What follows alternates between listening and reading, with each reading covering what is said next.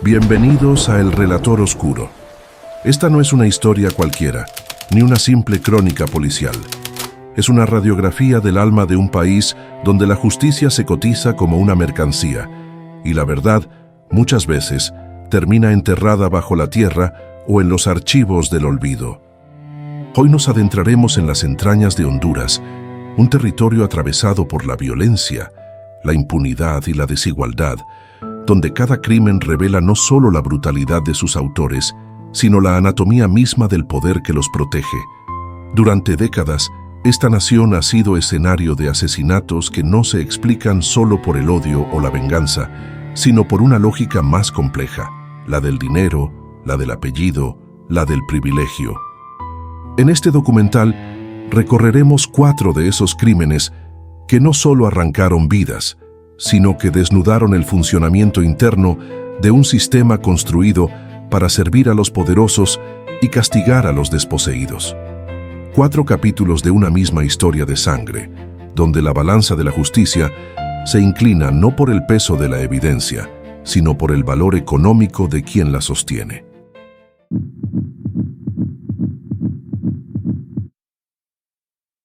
Tegucigalpa, 1997. La capital hondureña era, a finales de los 90, una ciudad en transición.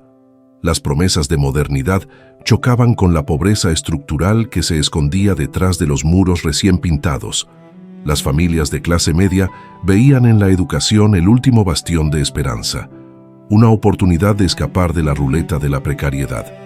En ese contexto, Yadira Miguel Mejía Paguaga representaba el ideal de una generación. Tenía 19 años, estudiaba ingeniería civil en la Universidad Nacional Autónoma de Honduras y soñaba con construir un futuro donde la estabilidad no fuera un privilegio. Era inteligente, reservada y disciplinada, una joven que parecía destinada a ascender. Pero detrás de esa imagen de serenidad había un secreto que, sin saberlo, la colocaría en el centro de un crimen cuya brutalidad revelaría el rostro más cínico del poder. Yadira estaba embarazada. El 25 de noviembre de 1997 desapareció sin dejar rastro. No hubo gritos, ni testigos, ni demandas de rescate. Simplemente dejó de existir. Para su familia comenzó una pesadilla que se extendió día tras día, consumiendo cada vestigio de esperanza. La denuncia fue presentada, pero el aparato estatal reaccionó con la lentitud habitual de un sistema burocrático, saturado y desinteresado. Tegucigalpa, en ese entonces, ya acumulaba una lista creciente de desaparecidos, y la ausencia de una joven universitaria no era prioridad. Los periódicos apenas mencionaron su nombre, los noticieros no la recordaron. La ciudad siguió su curso, ajena al vacío que devoraba a una familia entera. Pasaron los días, luego las semanas. Llegó diciembre y con él las luces, los villancicos y las compras de Navidad. Pero para los Miguel, la casa permanecía en penumbra. Ninguna llamada traía alivio, ningún rumor ofrecía consuelo. Fue recién el 2 de enero de 1998 cuando la verdad emergió, literalmente, desde las profundidades del horror. El cuerpo de Yadira fue encontrado en el último lugar donde alguien habría buscado, la casa de su madrina, Lucila Zúñiga, en un barrio tranquilo de Tegucigalpa. Los bomberos acudieron tras recibir un aviso inusual. Un olor insoportable provenía del pozo séptico del inmueble. Lo que hallaron dentro superó cualquier descripción. El rescate duró horas. Los hombres descendieron con mascarillas, linternas y sogas, pero nada podía prepararlos para la escena que los esperaba. Entre los desechos emergía el cuerpo de Yadira, descompuesto, irreconocible, mutilado. La autopsia posterior reconstruyó los últimos minutos de su vida. Fue golpeada con un objeto contundente, un bate de béisbol, que le fracturó el cráneo y luego, aún con vida, arrojada al pozo. Murió ahogada en la oscuridad, envuelta por la podredumbre y el silencio. El mensaje era claro: no solo había que matarla, había que borrarla. El crimen estremeció a quienes lo conocieron, pero lo que vino después reveló una verdad aún más perturbadora. En Honduras, la brutalidad física es solo el primer acto de una violencia más sofisticada, la institucional. Las primeras sospechas recayeron sobre la madrina y su hijo. Se habló de disputas familiares, de herencias, de celos. Sin embargo, un testimonio lo cambió todo. La hijastra de Lucila Zúñiga, en un acto de valentía poco común, señaló a un nombre que caería como una bomba sobre el país: Marcelo Chimirri. En 1997, Chimirri era un hombre poderoso. Gerente de Hondutel, la empresa estatal de telecomunicaciones, controlaba contratos millonarios y tenía vínculos directos con figuras del gobierno. Según la testigo, mantenía una relación sentimental secreta con Yadira, y ella estaba embarazada de él. En una sociedad conservadora, donde la reputación de los hombres influyentes vale más que la verdad, aquel embarazo era una amenaza. Para Chimirri, un escándalo así podía destruir su carrera y sus alianzas políticas. El cálculo del poder es siempre frío. Cuando algo pone en riesgo el ascenso, se elimina. La investigación tomó un giro vertiginoso. La familia de Yadira exigía justicia, la prensa comenzó a interesarse, y el nombre de Chimirri aparecía cada vez con más fuerza. Pero el poder, cuando se siente acorralado, no se defiende con la verdad, sino con el dinero. Los expedientes comenzaron a llenarse de irregularidades, declaraciones perdidas, pruebas contaminadas, órdenes contradictorias. Los medios que se atrevían a mencionar al funcionario recibían presiones, los testigos eran amenazados, y la narrativa oficial empezó a diluir la figura del sospechoso principal entre hipótesis absurdas. La defensa de Chimirri argumentó que nunca existió relación alguna, que la joven simplemente había desaparecido y que el hallazgo en casa de la madrina era prueba de un crimen doméstico, sin vínculos con él. Los fiscales, en un acto de sumisión institucional, aceptaron la versión sin profundizar. Los días se convirtieron en meses y luego en años. Finalmente, el expediente fue archivado. Chimirri, absuelto, continuó su carrera. Años más tarde, ocuparía cargos de relevancia nacional como si nada hubiera ocurrido. Yadira, en cambio, quedó reducida a una estadística, a un número más en una lista interminable de mujeres asesinadas sin justicia. La historia podría terminar ahí, pero su verdadera dimensión trasciende el caso individual. Lo que se reveló tras la muerte de Yadira no fue solo la crueldad de un asesino, sino el esqueleto de un sistema. Un aparato diseñado para proteger a los poderosos y castigar el atrevimiento de quienes los incomodan. La joven no murió por azar. Murió porque su existencia amenazaba un equilibrio cimentado en la hipocresía. Murió porque su voz, de hacerse pública, habría expuesto que el dinero y el poder son más eficaces que la verdad en determinar el destino de las personas. En los pasillos judiciales, el nombre de Yadira se convirtió en un susurro incómodo. Los jueces evitaban mencionarlo. Los investigadores, resignados, la clasificaban como caso cerrado sin resolución, pero cada cierto tiempo su nombre resurge en los relatos de periodistas y activistas que se niegan a olvidar, no porque crean que la justicia aún llegará, sino porque saben que la memoria es el único territorio donde los poderosos no pueden enterrar el crimen. El crimen del pozo séptico se convirtió en símbolo. Un recordatorio de que en Honduras hay vidas que se borran con facilidad quirúrgica y culpables que se blindan con cheques y apellidos. Yadira, la estudiante que soñaba con construir puentes y carreteras, terminó convertida en cimiento de una verdad amarga. La justicia no es ciega, solo mira hacia donde le conviene. Su caso marcó el inicio de una era en la que los crímenes de poder se transformaron en espectáculos de impunidad y el país entero comprendió que la corrupción no se esconde en los barrios marginales, sino en las oficinas donde se firman contratos millonarios y se dictan sentencias invisibles.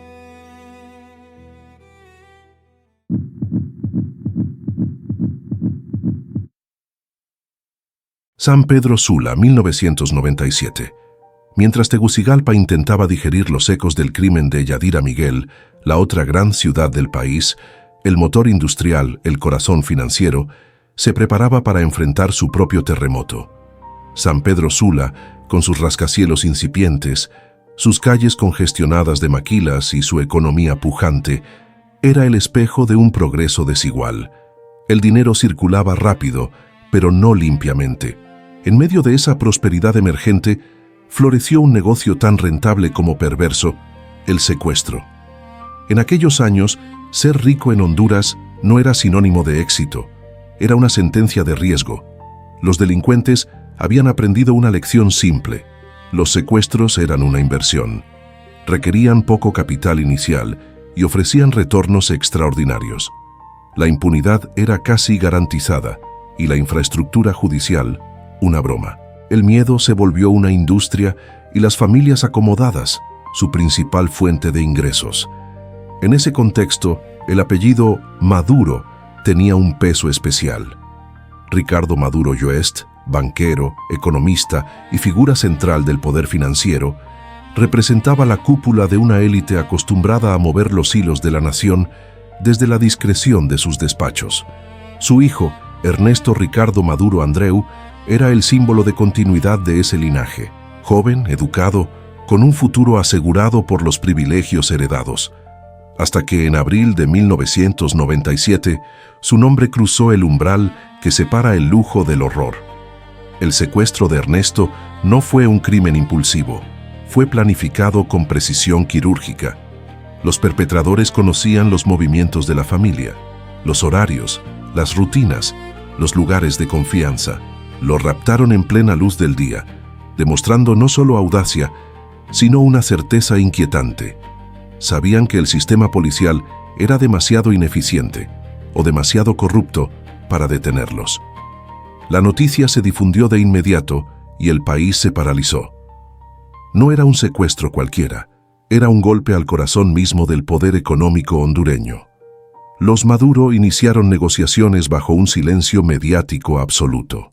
La estrategia era clara: minimizar la exposición para maximizar las probabilidades de supervivencia. Pero los secuestradores no querían solo dinero, querían demostrar poder. A los pocos días, el cuerpo de Ernesto fue encontrado sin vida. Había sido asesinado antes de que cualquier rescate se concretara. Su muerte fue un mensaje brutal: el dinero ya no compraba seguridad. Honduras había cruzado una frontera invisible. El asesinato del hijo de uno de los hombres más influyentes del país provocó una conmoción sin precedentes. Los noticieros interrumpieron su programación. Los empresarios exigían respuestas. El gobierno prometió justicia inmediata. Y por un breve instante, el país pareció dispuesto a enfrentarse a su propio reflejo. La policía organizó operativos masivos. El ejército se desplegó en las calles. Las detenciones se multiplicaron. Pero la furia institucional era, como tantas veces, una coreografía. Detrás de la aparente movilización se escondía la misma maquinaria oxidada que había permitido que el secuestro ocurriera. Uno de los principales sospechosos fue identificado: Santos Neptali Bustillo Padilla. Su nombre se volvería un símbolo de todo lo que estaba mal en el sistema hondureño. Tras una larga fuga, fue capturado en 2005 en los Estados Unidos y extraditado a Honduras en 2006. Por un momento, pareció que la justicia, aunque tardía, había llegado. Sin embargo, lo que siguió fue una farsa cuidadosamente orquestada.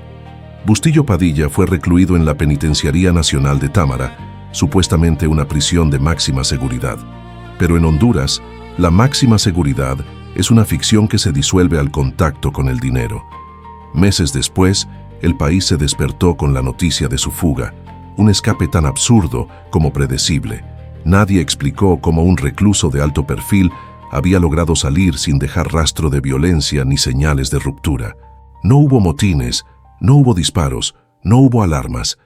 Simplemente desapareció. Las autoridades, entre balbuceos, prometieron investigaciones internas que nunca concluyeron. En los pasillos del poder, la explicación era un secreto a voces. La libertad de Bustillo Padilla tuvo un precio y se pagó generosamente. La fuga fue un insulto directo a la memoria de Ernesto y una bofetada a la nación entera. Si un asesino podía comprar su libertad con unos cuantos sobres de dinero, ¿qué significaba entonces la palabra justicia? La respuesta no tardó en llegar. Significaba exactamente lo que costaba. En Honduras, la ley era un producto premium, reservado para quienes podían financiarla. Con el paso de los años, Bustillo Padilla fue recapturado, pero el proceso judicial en su contra se diluyó en tecnicismos y dilaciones. En 2018, el único delito activo que figuraba en su expediente era el uso de nombre falso. El secuestro y asesinato de Ernesto Maduro ya no figuraban en la agenda judicial. El expediente había sido engullido por la misma burocracia que protege a los criminales poderosos y condena al olvido a las víctimas sin apellido. Pero el impacto del crimen fue mucho más profundo que su desenlace judicial. La tragedia personal de Ricardo Maduro se transformó en un catalizador político. La muerte de su hijo se convirtió en una bandera electoral, una herida abierta que prometía ser convertida en acción. En 2001, apenas 4 años después del secuestro, Ricardo Maduro se presentó como candidato presidencial. Su discurso no era ideológico, era emocional. Prometía venganza, prometía orden, prometía erradicar el crimen con una política que resonó con una sociedad hastiada, la mano dura. La propuesta era simple y efectiva en su retórica. El Estado debía responder a la violencia con más violencia. Los jóvenes tatuados eran presentados como el enemigo interno, las maras, el cáncer que devoraba al país. Pero el remedio fue peor que la enfermedad. El nuevo gobierno invirtió millones de lempiras en militarizar la seguridad pública, fusionando las funciones del ejército y la policía.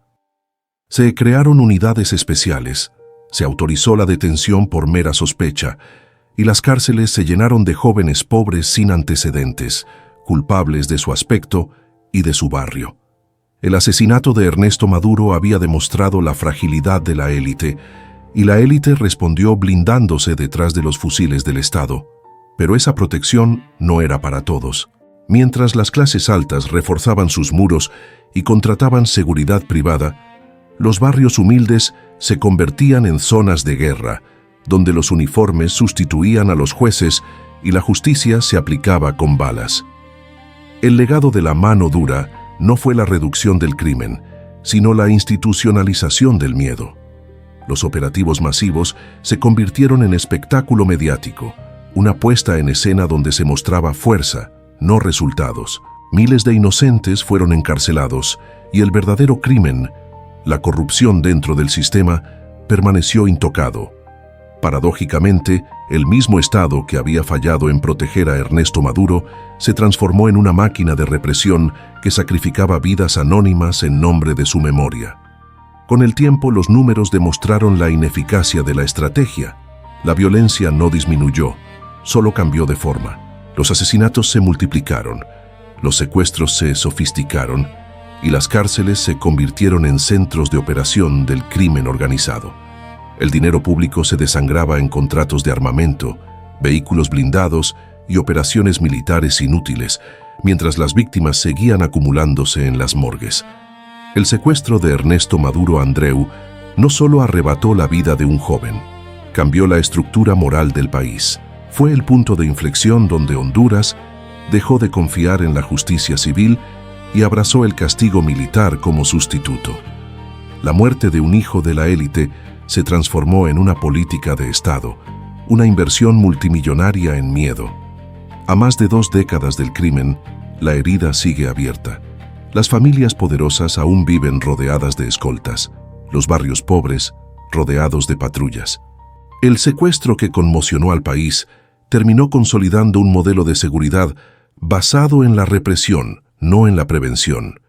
Y en los registros del poder, el caso de Ernesto Maduro sobrevive como una lección amarga. Cuando la justicia fracasa, el dinero fabrica su propia versión del orden, aunque ese orden esté construido sobre cadáveres y sobre un silencio que sigue costando millones.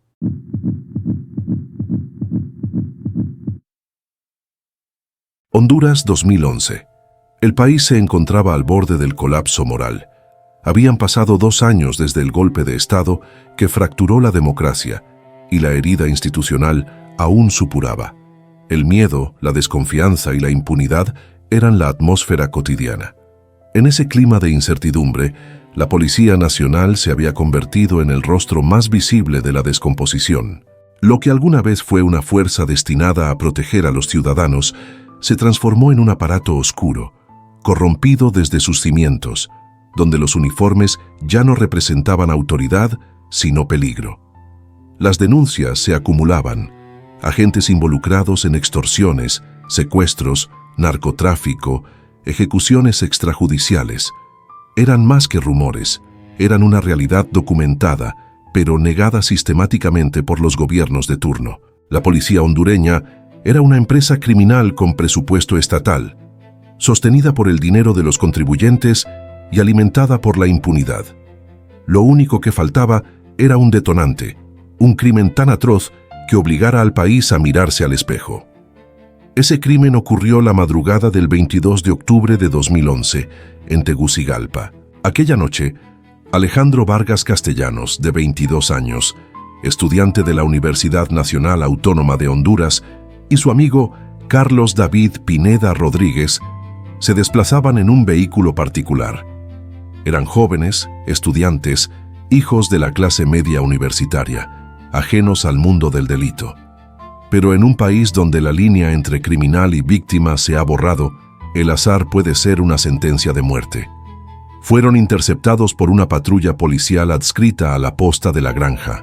Sin provocación alguna, los agentes los obligaron a bajar del auto. Los golpearon, los interrogaron con la brutalidad de quien se sabe intocable, y finalmente los asesinaron. Sus cuerpos fueron abandonados en una zona rural. En otro contexto, aquello habría sido un crimen más en la larga lista de muertes sin explicación, pero uno de los jóvenes no era un desconocido. Alejandro era el hijo menor de Julieta Castellanos, la rectora de la Universidad Nacional Autónoma de Honduras, una de las intelectuales más respetadas y una de las voces más influyentes del país.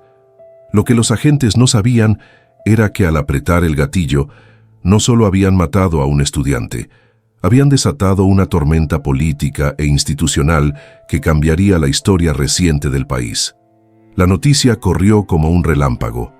El hallazgo de los cuerpos generó indignación inmediata, pero fue la identidad de la víctima lo que transformó el caso en una crisis nacional. Julieta Castellanos no reaccionó con la resignación silenciosa que el Estado esperaba. Su respuesta fue una mezcla de dolor, lucidez y rabia controlada. Sabía que enfrentaba a un enemigo gigantesco, pero también sabía cómo hacerlo, con estrategia. Utilizó su posición de rectora y su prestigio académico para construir una narrativa que desnudara la corrupción sistémica. Convocó a los medios, movilizó a los estudiantes, presionó al gobierno y convirtió su tragedia personal en un punto de inflexión histórico. Por primera vez, la sociedad hondureña vio a una figura del poder civil desafiar abiertamente a las fuerzas del orden. Julieta no pedía venganza, pedía rendición de cuentas. En entrevistas y foros públicos, repetía una frase que se volvería símbolo: no se trata solo de mi hijo, se trata de todos los hijos asesinados por un Estado sin moral. El impacto político fue devastador. El gobierno de Porfirio Lobo Sosa, ya debilitado por los escándalos de corrupción, se vio forzado a actuar. Las evidencias eran irrefutables. Los asesinos eran policías en activo, adscritos a una institución que se había convertido en una red criminal con uniforme. No había forma de encubrirlo sin provocar una rebelión social. Por primera vez en décadas, el Estado se vio acorralado por su propia ciudadanía. Las investigaciones confirmaron lo que todos sospechaban. El crimen no fue un error operativo, fue una ejecución. Los jóvenes fueron detenidos ilegalmente, trasladados a otro punto y ejecutados con disparos a quemarropa. Los policías intentaron ocultar el crimen, pero sus propios compañeros filtraron información, quizás por miedo, quizás por remordimiento. La presión pública alcanzó niveles insostenibles. Las cámaras, los micrófonos y los reflectores se volcaron sobre la Secretaría de Seguridad. El resultado fue una purga sin precedentes. El director general de la Policía Nacional, su subdirector y varios mandos intermedios fueron destituidos. Se creó una comisión especial para iniciar lo que se denominó la depuración policial, un proceso de limpieza institucional que consumió millones de lempiras y se presentó como una refundación moral del cuerpo policial. Sin embargo, bajo el barniz de la renovación, se escondía la verdad. La depuración no fue producto de una voluntad política genuina, sino de una crisis incontrolable. El caso de Alejandro y Carlos había provocado una reacción que el Estado no podía ignorar. Pero el sistema no cambió porque quisiera justicia, sino porque necesitaba sobrevivir. Julieta Castellanos había logrado lo que nadie antes: romper el pacto de silencio entre las élites políticas, los militares y la policía. Pero el precio fue altísimo. Su dolor se convirtió en combustible para una transformación forzada, y el país entero fue testigo de cómo una madre sola podía hacer tambalear al Estado. En el ámbito judicial, los resultados fueron igualmente históricos. Varios agentes implicados fueron capturados, juzgados y condenados a penas de más de 60 años de prisión. Era la primera vez que un caso de ejecución policial culminaba con sentencias ejemplares. Sin embargo, la victoria tenía un sabor amargo. Julieta sabía que sin su posición, sin su influencia, sin el poder mediático que poseía, su hijo habría sido solo otro número en la estadística. La justicia, comprendió, no había llegado porque el sistema funcionara, sino porque el crimen había tocado a alguien con poder suficiente para romper la indiferencia. Mientras tanto, decenas de madres de barrios marginales seguían llorando a sus hijos desaparecidos o ejecutados, sin cámaras, sin micrófonos, sin comisiones de reforma. El caso Castellanos fue al mismo tiempo un triunfo moral y una demostración de clase. La justicia en Honduras se activa cuando el poder civil o económico se siente amenazado y se detiene cuando las víctimas no tienen capital político. Con el paso de los años, la depuración policial se volvió un proyecto interminable, plagado de irregularidades. Muchos de los oficiales destituidos fueron reubicados en otras instituciones del Estado. Los nuevos reclutas provenían del mismo entorno, con los mismos vicios, y el ciclo de corrupción continuó. El crimen de Alejandro Vargas Castellanos reveló la podredumbre, pero no la erradicó. Lo que cambió fue la narrativa. Ahora la corrupción ya no era un secreto. Era una condición estructural aceptada como inevitable. Julieta Castellanos continuó su cruzada desde la academia y la sociedad civil. Se convirtió en un símbolo de resistencia, una voz incómoda que recordaba que la justicia no es un privilegio, sino un derecho que el Estado debe garantizar. Sin embargo, cada aparición pública, cada discurso, llevaba la sombra del sacrificio personal que había dado origen a su lucha. El caso de Sangre en el uniforme trascendió el asesinato de 2 jóvenes. Se convirtió en un espejo donde Honduras pudo verse sin filtros. Un país en el que los verdugos portan insignias oficiales, donde el dinero público financia el crimen y donde la impunidad no es una consecuencia, sino una política de Estado. Hoy, más de una década después, la figura de Julieta Castellanos sigue siendo una referencia ética, pero el sistema que mató a su hijo continúa intacto. La corrupción policial se ha adaptado, mutando en nuevas formas de negocio: tráfico de drogas, sicariato, protección a estructuras criminales y participación directa en la extorsión urbana. La policía hondureña no fue purificada, solo maquillada. En la memoria colectiva, el caso Castellanos representa la paradoja de un país donde el dolor se convierte en política y donde la justicia solo aparece cuando amenaza con desbordar al poder. Es la historia de una madre que enfrentó al Estado y lo obligó a reaccionar, aunque fuera por vergüenza. Es también una advertencia.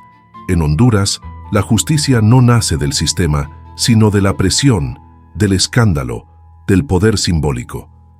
Para las madres sin apellido, la espera continúa. Para los asesinos con uniforme, la certeza de que su institución los seguirá protegiendo. Porque en este país, cuando la sangre se mezcla con el uniforme, la verdad no muere. Solo aprende a marchar al paso del silencio oficial.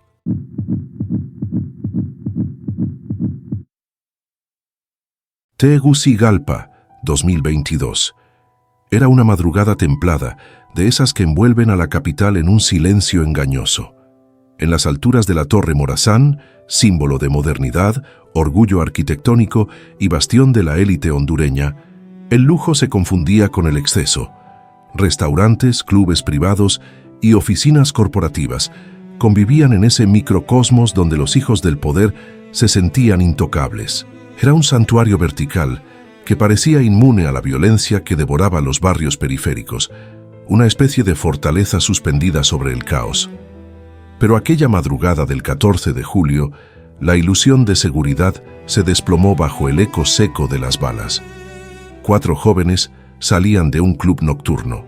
Entre ellos estaban Said Lobo Bonilla, hijo del expresidente Porfirio Pepe, Lobo Sosa, y Luis Zelaya, sobrino del general retirado Romeo Vázquez Velázquez, el militar que había encabezado el golpe de Estado de 2009. 2 apellidos que pesaban como hierro en la historia reciente de Honduras. Les acompañaban 2 amigos más, parte de la misma generación dorada que creció creyendo que la impunidad era un derecho hereditario. Subieron a sus camionetas de lujo, con los motores rugiendo y la confianza intacta. No sabían que estaban siendo observados.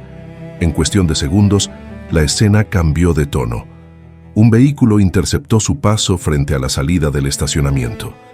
De su interior descendieron hombres armados, vestidos con uniformes que imitaban los de las fuerzas élite. Su precisión, su disciplina y su sincronía indicaban que no eran pandilleros improvisados, sino una unidad entrenada para matar. Sin mediar palabra, rodearon los vehículos, obligaron a los jóvenes a descender y los alinearon contra una pared. El video de seguridad registró los últimos instantes. 4 siluetas arrodilladas, las luces intermitentes del club reflejándose en el pavimento húmedo, y una ráfaga que rompió el silencio de la madrugada. No hubo advertencias, no hubo negociación. Fue una ejecución. Las imágenes recorrieron el país en cuestión de minutos.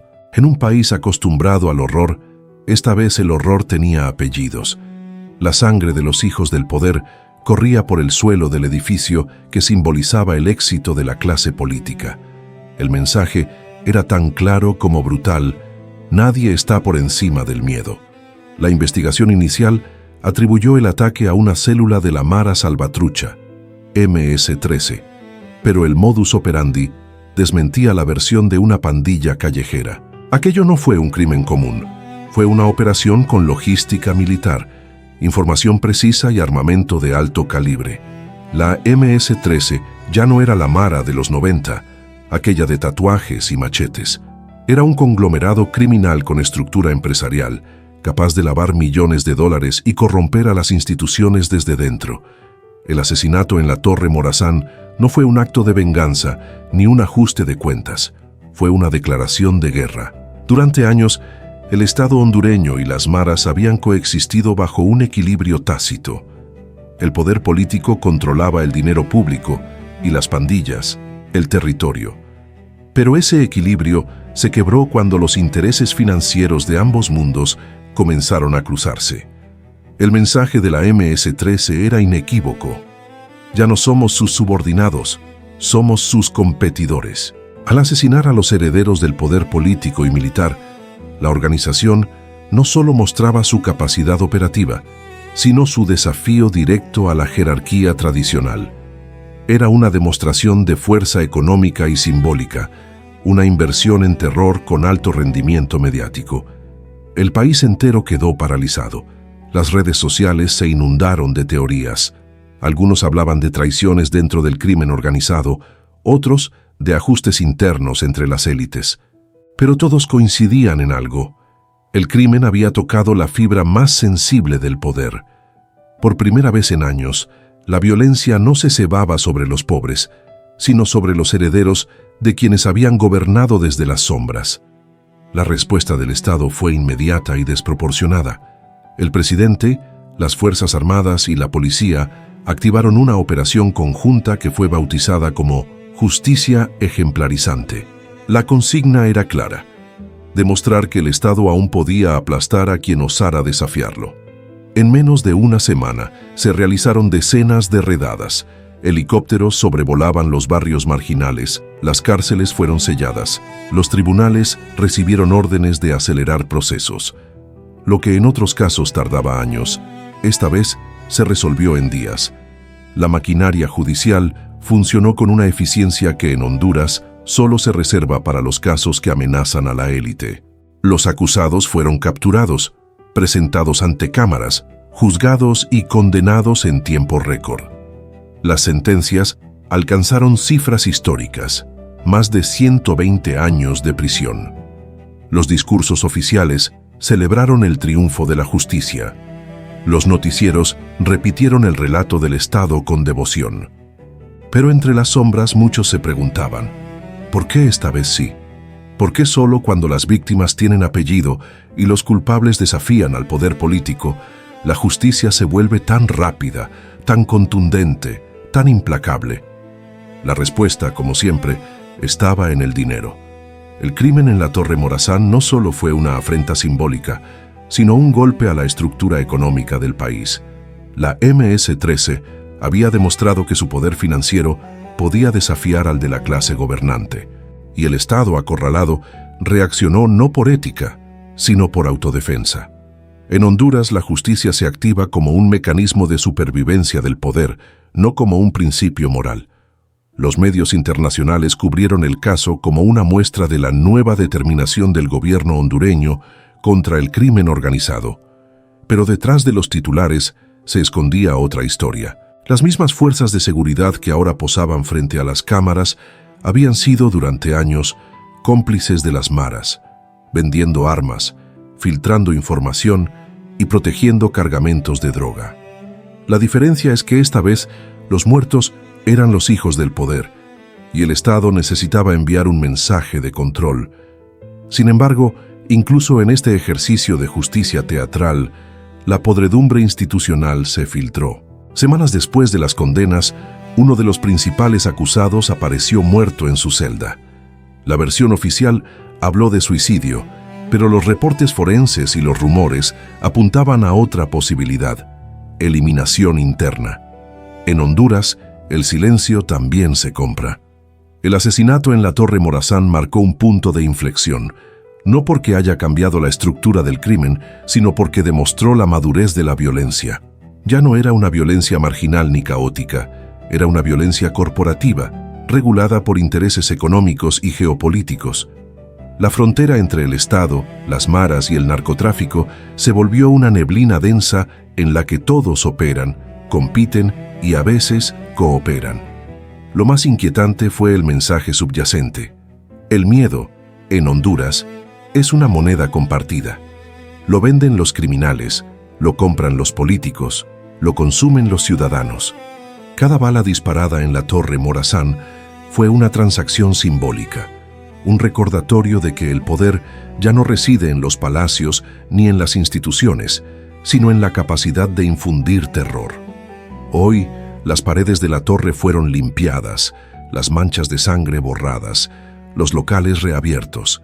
El edificio volvió a su rutina de elegancia y silencio, pero bajo sus cimientos permanece el eco de aquella madrugada. Porque, en el fondo, todos lo saben, el crimen no fue un error, fue un aviso, una advertencia de que el país está dividido entre quienes pueden pagar para matar y quienes pueden pagar para no morir. La masacre de la Torre Morazán no fue solo un capítulo más en la crónica del horror hondureño. Fue el espejo final de una nación donde el dinero compra el perdón. La impunidad se hereda y la justicia solo actúa cuando la sangre mancha los zapatos del poder.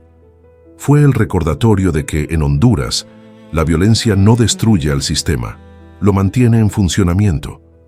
Y mientras el Estado celebra su justicia ejemplarizante, los barrios siguen siendo cementerios sin nombre, las madres siguen esperando cuerpos que nunca regresan, y las torres del privilegio continúan elevándose, brillantes y distantes, sobre un país que ya aprendió a vivir bajo la sombra del miedo.